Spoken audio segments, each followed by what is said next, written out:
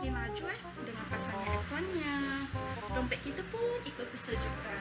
Cuma ni kecek pasal beg duit pula. Kita baru je lepas habis ngaji. Tak ada masjid lagi ni. Alah, saya bukan sebut tentang masjid kosong.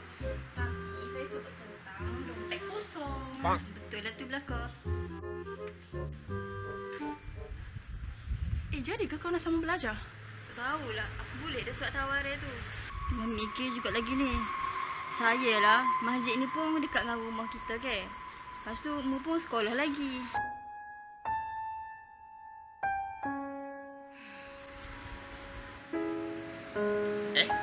Kenapa kata menang ni?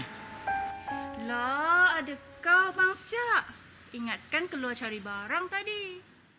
Ada. Dari tadi dah saya dengar sesuatu yang menarik tapi tak jelas sangat.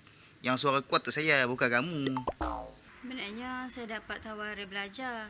Tapi tak tahu lagi. Sebab salah lagi ni. Nak tinggal rumah lagi. Nak tinggal masjid dekat dengan rumah lagi. Tinggal Bang Siak, Bang Imam. Nani? Kamu jangan macam-macam ya. Sini imam pun saya, siap pun saya. Kali ni saya pegang dua watak.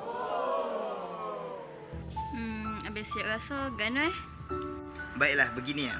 Kamu anggaplah rumah dan masjid ini tempat untuk kita belajar nilai kebaikan. Tapi dunia luar tu lah tempat kita bawa nilai tu lebih jauh, iaitu untuk diamalkan. Rezeki tu Allah jaga, tetapi kita tetap usaha.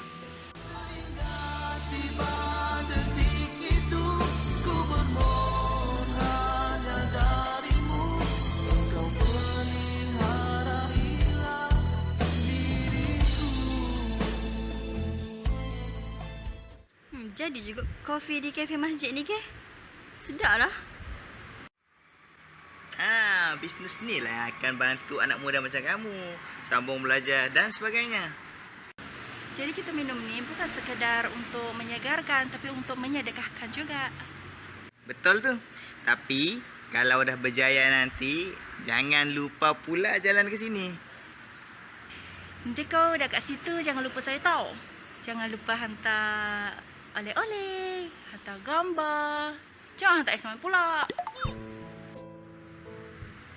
Nah, ni sumbangan daripada pihak masjid macam yang abang Siap cakap tadi lah. Oh, rezeki kamu dia ni.